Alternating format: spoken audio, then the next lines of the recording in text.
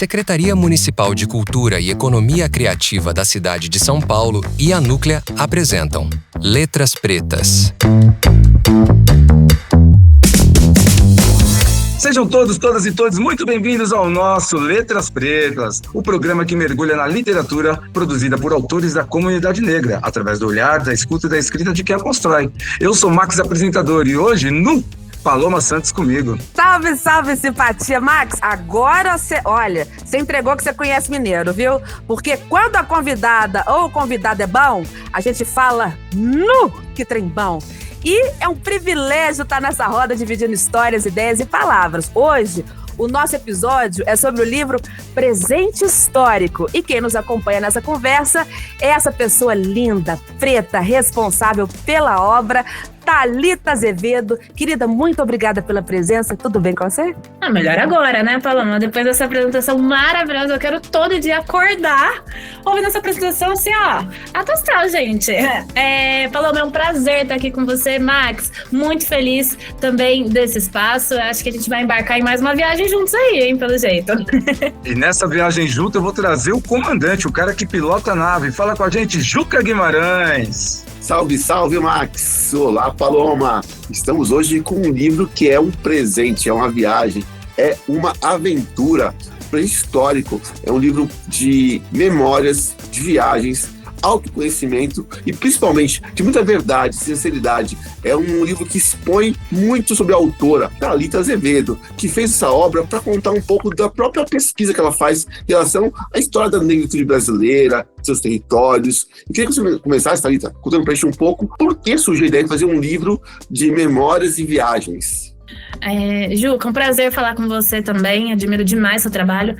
A ideia desse livro, na verdade, é porque eu sou formada em publicidade e propaganda, né, gente? Acho importante trazer também que esse lugar de comunicação, ele sempre foi muito latente para mim. E para isso, eu preciso sempre me desafiar a entender como eu vou me comunicar com o mundo à minha volta. Então, a ideia de escrever um livro também era essa jornada, né? Porque é uma construção de identidade, uma construção de narrativa. Eu imagino também que foi uma busca de tentar organizar mais as minhas ideias, né? Eu que sou do campo das ideias e tudo mais, então consegui materializar um pouco isso, Juca. E misturar, né? Fazer essa mistureba, porque o Brasil é muito plural, é muito diverso, a gente bebe de várias fontes. A intenção de criar um livro também que tivesse várias formas de literatura, né? De leitura. Então, que tem foto, que tem bloco de notas, que tem poema, que tem escrita, que tem mapeamento, enfim, que fosse todo esse batidão aí no grande liquidificador, para evidenciar também que o nosso conhecimento, a nossa forma de ver o mundo, ela precisa ser plural, né? Diversa, múltipla. Então, o livro acaba sendo mais uma das minhas formas de tentar ver o mundo e de me comunicar com o mundo à minha volta. Que maravilha! E pré-histórico é isso, né? É um grande exercício de comunicação também e de registro de momentos da vida. Eu gosto muito dessa abertura do livro, que você fala da sua chegada em São Paulo, né? Você é de Campinas, fez Unicamp e veio para São Paulo muito jovem, conheceu a cidade grande, arranjou emprego aqui e viu que a cidade é muito desigual. Fala um pouco desse momento seu de impacto. Sair de Campinas, que não é uma cidade pequena, mas é uma cidade não tão grande como São Paulo, ser essa metrópole gigante e tão diversa. Sim, eu acho importante trazer como eu sou uma grande abençoada pelo acesso à educação. E quanto a educação, ela foi abrindo o meu campo de visão, de perspectiva de futuro, Juca. E a educação formal, né? Mas também o conhecimento em si. Esse lugar do aprendizado, assim, contínuo. Porque eu nasço em Campinas, passei grande parte da minha vida num bairro chamado Jardim San Diego, que eu brincava, né? Jardim San Diego na Califórnia. E aí eu me lembro que era um grande sonho morar em São Paulo por essa narrativa, assim, né? Da ascensão de São Paulo, cidade grande. Eu fui a pessoa, gente, eu comecei a viajar muito jovem. Mas eu também, ao passo que, né, eu sempre tive esse perfil de querer desbravar o mundo, eu era a pessoa que ia na Paulista e tirava foto daquela torre, naquela antena, como se fosse, falava a Torre Eiffel do Brasil. Então eu parto, assim, dessa noção de perspectiva mesmo. E São Paulo era um grande sonho pra mim. Eu queria estar na cidade grande, né? Queria entender como ela se comportava, porque que era, né, muita gente popularmente dizendo na época nos jornais, né, a Nova York brasileira e tudo mais. Então, era um desejo. Eu não tinha, não vou falar nenhuma, né, porque eu fui, mas assim, eu não sabia muito como eu ia fazer isso, mas eu sabia que era importante para mim estar lá. E aí eu decido fazer algumas viagens pontuais até, de fato, decidi morar em São Paulo sem organização. Gente, na pura irresponsabilidade que só uma pessoa de 17 anos pode ter e realizar esse começo de sonho. Que maravilha, Thalita, que maravilha. E eu gosto no seu livro de uma parte que você conta de descobertas bem sociológicas, antropológicas, do próprio do desenho de São Paulo mesmo, né? Por exemplo, a Cracolândia, né? Que é um lugar que as pessoas evitam ir aqui em São Paulo. Você foi lá, fez turismo na Cracolândia. Conta como foi isso pra gente. É engraçado, você é um pouco trágico também, né? Eu acho importante também trazer que eu sempre fui muito curiosa. E a curiosidade, ela é importante, né? Porque ela move a gente. Mas ela também é muito perigosa. Então, assim, eu me lembro como na época eu trabalhava no shopping, então a gente tem uma escala diferente, né? Então tinha folga, sei lá, na terça, folga na quinta. Eu falava, o que eu vou fazer com esse dia livre? Eu vou sair andando pra rua. Sempre gostei muito de enxergar como o mundo se comporta, assim, à minha volta, né? O mundo real. Então eu andava bastante, morava ali naquela região do Novo Centro. E aí fui um dia andando, né? Sentido Pinacoteca. E aí cheguei no que era na época a Cracolândia. E eu me lembro de ver uma mulher, uma jovem, né, assim, da minha idade, e ela tava sentada numa calçada, assim, e o dono de um restaurante xingando, assim, humilhando ela em toda uma rede pública. E aí eu falei, nossa, o que tá acontecendo aqui, né? E aí na época ele falou que ela não ia estar ali, porque ela não tinha dinheiro pra comer e tudo mais. E veja, naquela época, pra mim, um grande sonho, gente, era ganhar 5 mil reais e comprar um Honda Civic. E como eu tava, assim, já 50% dos 5 mil reais, eu já tô metade de milionária, né? Então já tenho ali um poder de influência. E aí eu lembro que eu cheguei, assim, falei, não, isso aqui tá errado e tudo mais, vamos entrar aí no restaurante, eu vou bancar. E aí acabou que as duas ficaram pra fora. Isso não é um lugar, assim, acho que importante, né, trazer um mundo real. Porque aí o dono do restaurante falou, eu sinto muito, você também vai pra fora. Mas aí eu peguei 2 marmitas, a gente comeu lá fora e ela me trouxe uma narrativa diferente do que eu tinha tido como experiência. Porque, né, grande parte das minhas amigas de infância, elas tinham engravidado na adolescência e tudo mais, mas existia ainda um ambiente que elas estavam lá no mesmo bairro e tal. E ali eu me lembro daquela jovem falar, né, de um lugar que ela tinha tomado outras decisões em outros campos de violência, que existiam outros demarcadores a partir disso, né? Então eu falei, tá, onde você tá? Onde você mora? E aí ela apontou e eu fui lá e conheci na época, Juca, uma mulher negra. Gente, eu acho que foi uma primeira grande referência de uma intelectual, assim, de uma ativista. Porque eu não me lembro o nome dela, mas ela era responsável em receber, ela organizava ali políticas públicas na Cracolândia. E o governo do estado de São Paulo reconheceu, né, o trabalho dela e tudo mais, mas eu lembro que ela recebia as pessoas na casa dela. E ninguém roubava ela, assim. Então, e aí eu olhei, assim, fiquei espantada. Eu falei, nossa, mas quem que é essa mulher, né? Assim, que vai lá no meio e é muito respeitada também, tanto pelo tráfico quanto pelos usuários.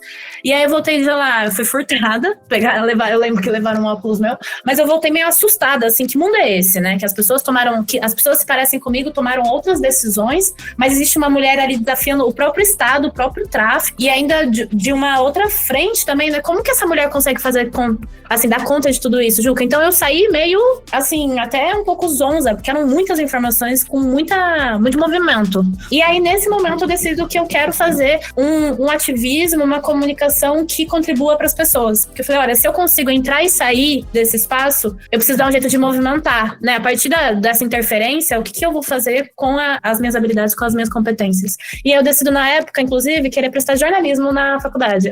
Que legal isso, muito bacana. E você também começou suas viagens também nesse período, né? Começou a organizar, sair de São Paulo, ir para outros estados e conhecer lugares em Força para a Negritude, que é um centro, um norteamento do seu livro também.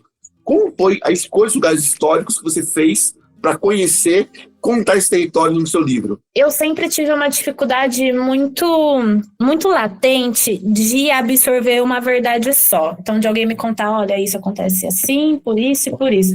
Porque eu sempre fui a pessoa do, mas por quê? Então, isso me molda. Hoje, né, eu vejo que esse campo da antropologia, né, da comunicação, sempre me atravessou muito dessa investigação científica e tal. Mas na época eu era só uma pessoa, né, uma garota que perguntava por quê de tudo. E então, à medida que eu fui para São Paulo, que eu tenho essa primeira impressão e expansão, né, de, nossa, aqui é um mundo completamente diferente do que eu tô acostumada ali dentro da minha caixinha. Aí eu começo a tentar ir pros lados ali perto, né, então eu fazia bate-volta em Santos, ou eu ia para alguma cidade ali do interior paulista mesmo, então comecei a trafegar mais. O que fez, obviamente, que esse interesse fosse se expandindo, né, então o que começa dentro de um bairro para ir pro centro da cidade, depois se torna, né, sair do interior para ir para a capital, para outras cidades daquele estado. E depois eu decido começar a viajar a outros estados, porque eu venho de uma família multicultural. Então teve gente da minha família que é de Minas, tem gente que é da Bahia, tem gente que é do interior paulista. Então eu falei, veja, se a minha construção de identidade ela é multicultural, então eu preciso ir para outros lugares também.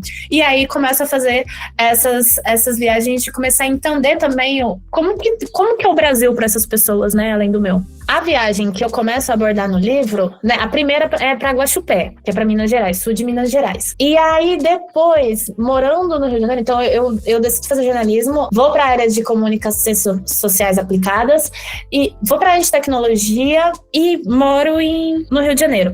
No Rio de Janeiro eu decido fazer essa viagem um pouco mais intencional, Juca, porque a gente estava tendo vários atravessamentos, né, na época de resgate históricos, de grandes líderes, eu estava muito apegada ao cargo de liderança, porque estava me dando muita régua e compasso. Olha, eu vou fazer isso da minha vida, né? Eu vou estar em linhas de frente, vou estar organizando e tal. Só que no momento que eu sou atravessada pela narrativa em que mulheres, lideranças históricas, elas tinham construído feitos, legados gigantescos, mas elas não tinham colhido essa narrativa, né? Essas conquistas em vida, eu começo a ficar apavorada, gente. Não vai... E agora? O que eu vou fazer da minha vida? Se pra mim faz sentido o lugar da liderança, mas essas mulheres tomaram essas escolhas, cara, será que eu não vou conseguir colher esses frutos também? E aí eu decido fazer essa expedição que sai do Rio de Janeiro, e a primeira cidade é Vitória, porque aí eu vou pra capital, e aí da capital eu chego em Itaúnas, que aí é um dos lugares com fotos, registros já nos capítulos do Presente Histórico. Show de bola, muito legal, Thalita, ver você falando isso com tanto amor que você tá falando. Só para registro aqui, eu tenho família em Guaxupé, tá? Guaxupé é tão pequenininha, e eu tenho família lá em Guaxupé, minha madrinha mora lá. Presente histórico, hoje, o que vai ser um presente histórico no futuro para você, como uma mulher preta e vendo tudo que está acontecendo com as pessoas da nossa etnia? Como você acha que vai ser o presente histórico daqui 10 anos, sei lá? Dinheiro, receita. Eu acho importante trazer também o lugar de que a gente precisa amadurecer esse equilíbrio entre a causa, a história e a aplicação, e a aplicabilidade. É urgente isso, gente. Então, veja, eu venho de uma construção também de narrativa que ela é muito perigosa. E inicialmente, primeiramente, a mim. Porque o lugar dessa busca, Max, ela começa por uma angústia, né? Um certo desespero, despreparo, enfim. Então, uma expedição.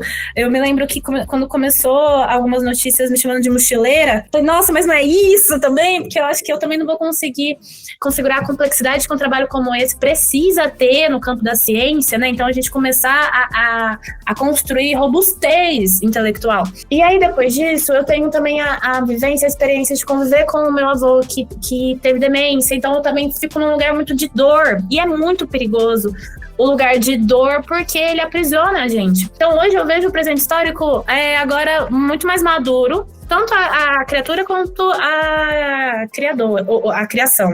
Porque um trabalho como esse, que é um trabalho etnográfico, um trabalho multidisciplinar, gente, ele precisa dialogar com números. Acho que a minha vivência no corporativo, ela traz esse embasamento também mercadológico, que veja, a gente tem essa pesquisa.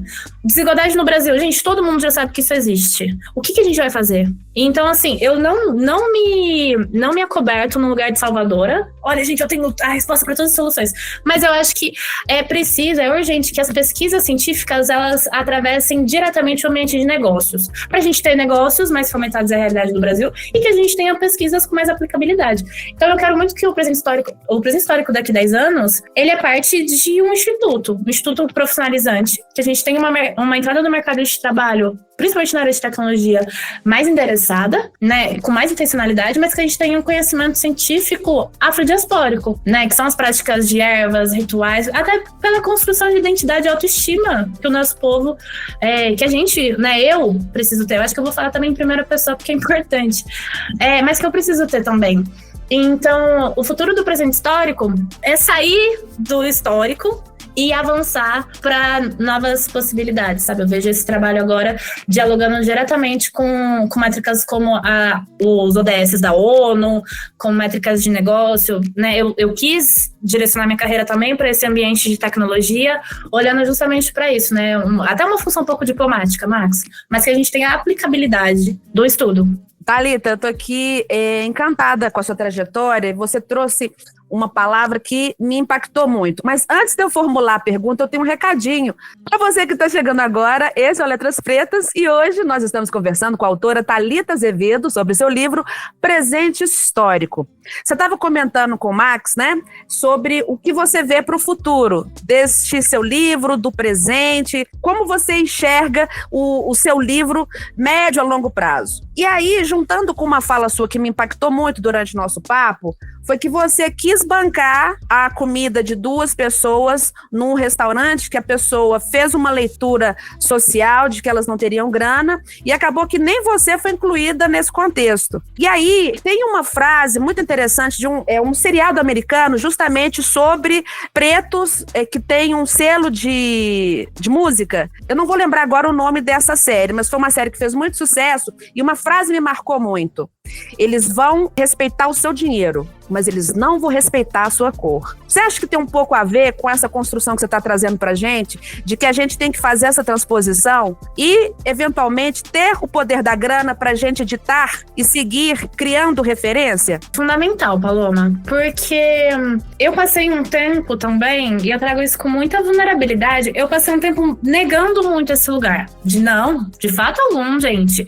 Eu vou, né, a minha intelectualidade, ela me protege de qualquer tipo de dor, de desencontro e tudo mais. Mas não é assim que a banda toca, né, gente? A gente precisa falar de estatísticas. Mas eu volto a dizer, as estatísticas, o ambiente, o cenário real do Brasil, ele precisa ser um norte pra gente colocar os 2 pés no chão. E, né, beleza, olha, o cenário é isso aqui. Mas eu me preocupo até em que ponto ele passa a ser um delimitador. Né? Porque, veja, os números, eles não são muito otimistas, né? Se a gente começa a pensar sobre as possibilidades em que o ambiente externo está proporcionando pra gente, não me parece um lugar muito, muito feliz. Mas não dá, né, gente? Porque isso também me deu eu sou muito balizada também pelas minhas crises, assim. Porque, beleza, olha, o ambiente externo não me coloca num lugar em que a conquista, a prosperidade, a fartura, o dinheiro, ele é algo acessível, pelo menos quando eu falo curta duração, tô falando de uma geração, 2 gerações. E a gente também tem um perigo desse diálogo tá acontecendo de maneira muito irresponsável nas redes sociais, né? Então, olha, conquistei, vamos lá, meritocracia pra isso. Mas, eu acho fundamental a nossa construção de autoestima, não necessariamente, eu sou libriana, né? Então, dificilmente eu vou já pra guerra. Eu tento balizar, tento ser um pouco mais diplomática. Mas não me interessa nesse momento, talvez a gente retome esse papo daqui 3 meses, eu falei, não, Paloma, mudei de ideia, vamos pra guerra, vamos pra cima e tudo mais. Vou ter uma posição mais revolucionária, assim. Mas agora me interessa muito uma construção da gente já entender o que a gente tem. Porque a gente tem muito. Só que a gente está o tempo todo sendo, né, dialogado e ter essa frente de gente falando que não é o suficiente. E eu não digo de recurso, gente. Eu digo de base mesmo, né? A construção desse país foi fundamentada pela sabedoria originária, pela afrodiaspórica. É muito conhecimento. Antes de mais nada, nem vou falar aqui de acesso, mas é muito conhecimento. E conhecimento é poder. Então, eu acho muito importante que a gente consiga fazer essa retomada de uma V0. No corporativo a gente fala isso, né? Uma V0. Então, assim, colocar todo mundo na mesa aqui e ver já o que tem. E a partir disso ser mais articulado. Eu acho importante o lugar da estratégia também, Paloma, porque senão a gente se perde muito, né? Nas narrativas. Eu ainda não tenho a inteligência emocional suficiente para lidar com o cenário brasileiro, como foi, por exemplo, o que aconteceu no Rio de Janeiro, né? Ainda, por mais que eu consiga fundamentar isso em conceitos e tal, ainda não tenho inteligência emocional para que isso não me atravesse e não me dê uma desestabilizada, mas beleza. Sabe, o que a gente vai fazer? Quais são os futuros? Mas, Thalita, isso chama humanidade. Você não banalizou a morte de corpos pretos. Eu acho que isso é muito importante. E eu tô vendo que o Juca tem uma pergunta ali, ele levantou a mão. Eu tô curiosa para saber a pergunta do Juca. Thalita, você falou que a questão da pesquisa, você é uma pesquisadora, envolve muito estar nos lugares e ver as coisas para questionar a informação que nós já temos sobre os lugares. Nas suas viagens que você fez pro livro, os lugares que você conheceu, quais foram as coisas mais impactantes que te comprovaram que estar lá muda a mesma opinião sobre algo? Ai, Juca, todas. É difícil, assim, elencar, mas eu acho que me parece também que o meio digital, e veja, essa fala tá vindo de alguém que trabalha com tecnologia, hein, gente? Mas o meio digital, por muitas vezes, ele distancia a gente dos nossos sentidos. Eu sou muito entusiasta do corpo humano como uma ferramenta tecnológica, sabe? E também, num lugar de ver pra crer, então, assim, só acredito vendo. Aí eu falei, então eu vou lá ver. E eu acho importante, Juca, pra mim, os lugares, assim, pontos que me marcaram muito, acho que foi quando eu estive em Caraíva, que ali tem algumas reservas, né? Tive o contato a primeira vez, de fato, né, mais aprofundado, minimamente mais aprofundado, com territórios indígenas. A gente ia Pataxó, ali em Caraíva, reserva Porto do Boi. Pra mim, me marcou muito também estar em Salvador, pela forma como a cidade interage com a negritude. Então, tendo a negritude como o eixo central da construção da cidade, né? E não as zonas ali distantes do centro. Então, essa outra relação. E outros pontos, né, como Petrópolis. Para mim também foi interessante quando eu fui para Petrópolis, na Catedral São Pedro de Alcântara, e ver a relação em que a cidade se comporta com o espaço ali sinalizado a Isabel, né, a Dom Pedro. Porque para mim também, o que é importante a gente pensar?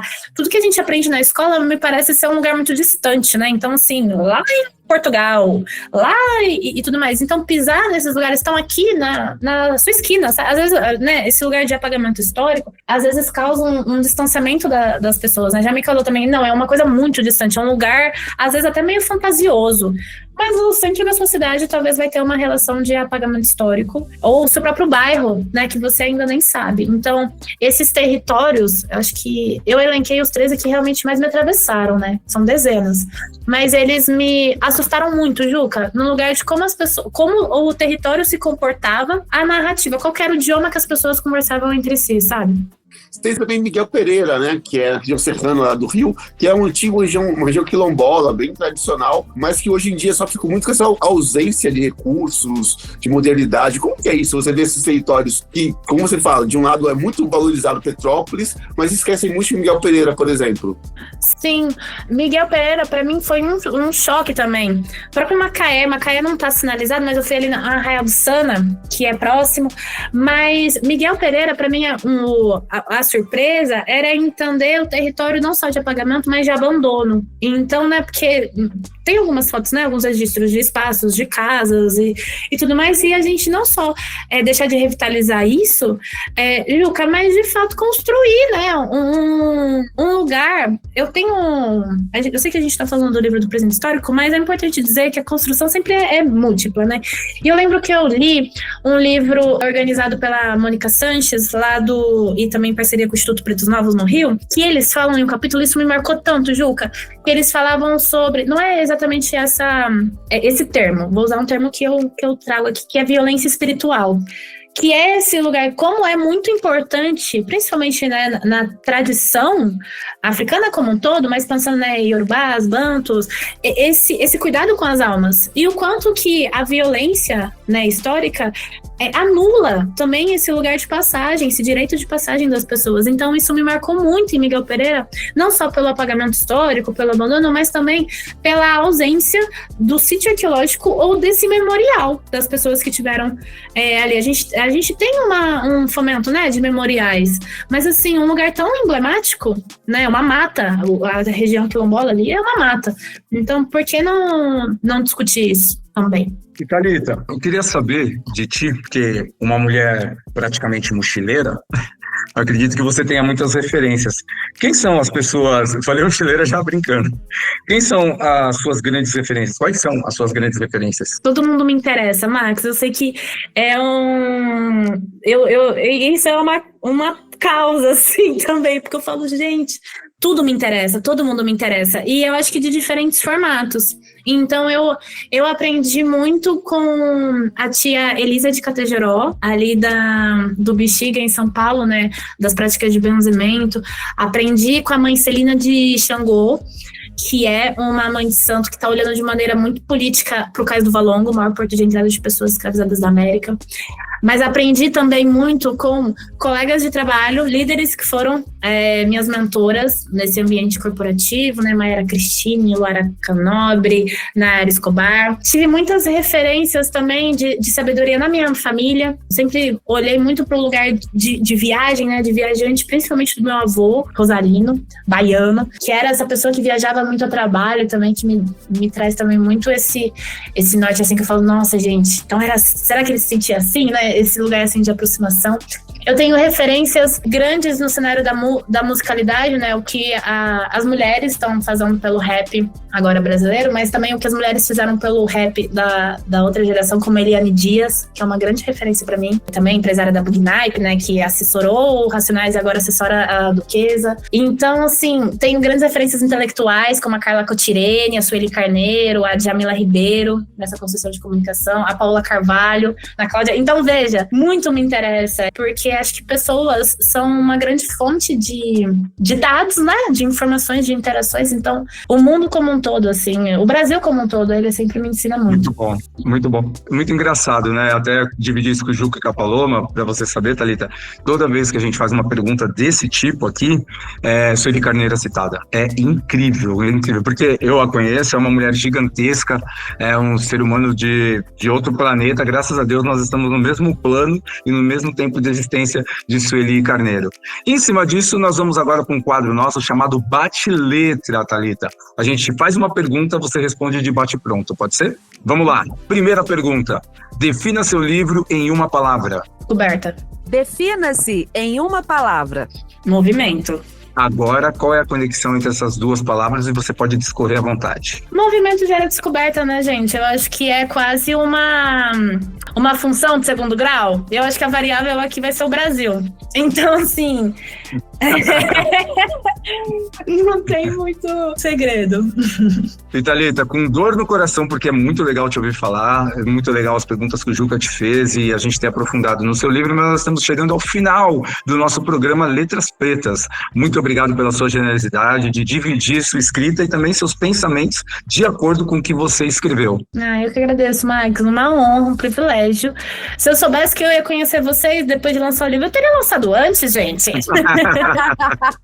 Queridíssima, queria agradecer também mais uma vez ao nosso debatedor Juca Guimarães por mais uma leitura fiada, sensível e potente. Eu adoro livros que contam histórias que aprofundam em pesquisa, se aprofundam na origem das coisas. E o livro Presente Histórico é uma obra que fala muito sobre o Brasil, busca explicações profundas sobre o que está acontecendo hoje no Brasil, o que aconteceu no passado, e é um presente histórico que busca iluminar o futuro da gente também. É uma seta para o futuro, que eu espero um futuro melhor para todo mundo no Brasil. E a você que nos ouviu até aqui, fica o convite. Leia o livro Presente Histórico. Compartilhe esse episódio e siga com a gente nessa jornada. Letras Pretas é um espaço de escuta, reflexão e celebração da escrita preta. É isso aí, Max. A gente se encontra no próximo programa. Muito axé e muito aqué! Até lá! Você ouviu Programa Letras Pretas. Uma apresentação da Secretaria Municipal de Cultura e Economia Criativa da cidade de São Paulo, através do PROMAC, Programa Municipal de Apoio a Projetos Culturais, e da Núclea. Apoio Cultural. Shopping Pátio Paulista.